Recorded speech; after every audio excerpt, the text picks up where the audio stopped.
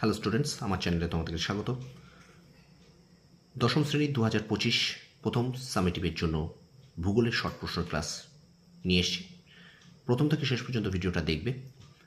2025 দশম শ্রেণীর প্রথম ইউনিট টেস্ট বা প্রথম সামেটিভের ভূগোলের শর্ট প্রশ্ন দেখতে পাচ্ছ তোমরা। পঞ্চম অধ্যায় ভারত, অর্থাৎ ভারতের ভূপ্রকৃতি।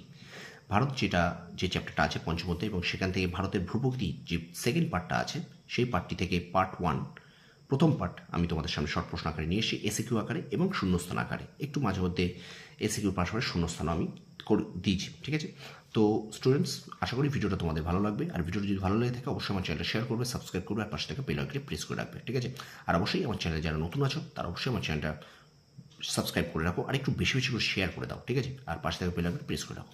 চলো শুরু করি ক্লাসটি। দশম শ্রেণী 2025 প্রথম সামেটিভ শর্ট প্রশ্ন ভারতের ভূপ্রকৃতি পার্ট 1। দেখো, ভারতের উচ্চতম শৃঙ্গের নাম কি? গডউইন অস্টিন বা কেটু। 2 নম্বর প্রশ্ন, ভারতের বৃহত্তম হিমবাহের নাম কি? সিয়াচেন।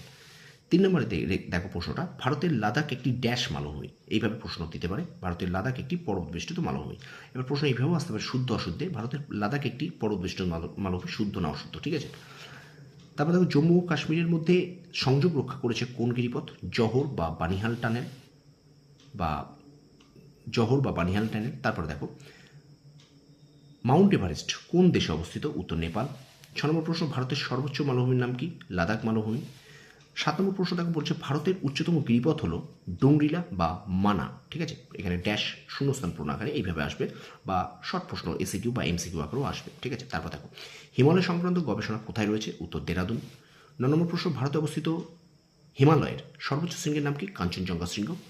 অরুণাচলের উচ্চতম শৃঙ্গ হলো কাংটো, ড্যাশ আছে এখানে দেখো, এটাও শূন্যস্থান আকারে আমি করেছি যে অরুণাচলের উচ্চতম শৃঙ্গ হলো ড্যাশ কাংটো। পঞ্চনদের দেশ বলা হয় ড্যাশকে, অর্থাৎ পাঞ্জাবকে। তারপর মেঘালয় মালভূমির সর্বোচ্চ শৃঙ্গ ড্যাশ, উত্তর শিলং। স্টুডেন্টস, ভিডিওটা ভালো লাগলে অবশ্যই আমার চ্যানেলটা শেয়ার করো, সাবস্ক্রাইব করো, পাশে থেকে বেল আইকন প্রেস করে রাখো। একটু বেশি বেশি করে শেয়ার করে দাও স্টুডেন্টস, একটু বেশি বেশি করে শেয়ার করো। ঠিক আছে, তারপর দেখো, পাঞ্জাবের 13 নম্বর, পাঞ্জাবের নবীন পলিগঠিত অঞ্চলকে কি বলে? উত্তর বেট।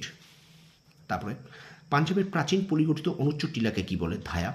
পরের প্রশ্ন, পাঞ্জাবের বা সিন্ধু সমভূমির উত্তরের ক্ষয়প্রাপ্ত অংশকে কি বলে? খোস। গঙ্গা যমুনার মধ্যবর্তী সমভূমিকে কি বলে? উত্তর দোয়াব। উত্তর এইভাবে প্রশ্ন এইভাবেও আসতে পারে যে গঙ্গা যমুনার মধ্যবর্তী সমভূমিকে ড্যাশ বলে, তখন হয়ে যাবে উত্তর দোয়াব। তারপর দেখো, দোয়াবের বালিগঠিত ভূমিকে ড্যাশ বলে, ভুর বলে, এটা শূন্যস্থান আকারে দিয়েছি আমি। তারপর দেখো, আরাবল্লী পর্বতের পাদদেশের ভূমিকে কি বলে? আরাবল্লী পর্বত পাদদেশের ভূমিকে কি বলে? উত্তর বাগার। 19 নম্বর প্রশ্ন বলছে, আরাবল্লী পর্বতের পশ্চিমী অংশে ছোট ছোট নদী বিধৌত প্লাবন অঞ্চলকে কি বলে? রোহি। 20 নম্বর প্রশ্ন, লুনির উত্তরে বালিগঠিত সমভূমিকে ড্যাশ বলে? থালি। 21 নম্বর প্রশ্ন, আরাবল্লী পর্বতের সর্বোচ্চ শৃঙ্গের নাম কি? গুরুশিখর। 22 নম্বর প্রশ্ন, বিন্ধ্য পর্বতের সর্বোচ্চ শৃঙ্গের নাম কি? মানপুর। 23 নম্বর প্রশ্ন, নর্মদা ও তাপ্তি নদীর মাঝে কোন পর্বত অবস্থিত? উত্তর সাতপুরা পর্বত। 24 নম্বর প্রশ্ন, সাতপুরা একটি ড্যাশ পর্বত, এখানে উত্তর হয়ে যাবে সাতপুরা একটি স্তূপ পর্বত। এবং 25 নম্বর প্রশ্ন দেখো, নীলগিরি পর্বতের সর্বোচ্চ শৃঙ্গের নাম কি? ড্যাশ। নীলগিরি পর্বতের সর্বোচ্চ শৃঙ্গের নাম ড্যাশ, উত্তর দোদাবেতা। তো স্টুডেন্টস, এই 25টা ছিল পার্ট 1-এর প্রশ্ন, অর্থাৎ আমি ভারতের ভূগোলে একটা বিরাট বড় একটা চ্যাপ্টার, সেটাকে আমি পার্ট 1, পার্ট 2, পার্ট 3 এইভাবে বিভিন্ন পার্টে আমি তোমাদের সাথে নিয়ে এসেছি। এবং এখান থেকে আশা করি তোমরা তোমাদের ফার্স্ট ইউনিট টেস্টের জন্য অবশ্যই প্রশ্ন পেয়ে উপকৃত হবে।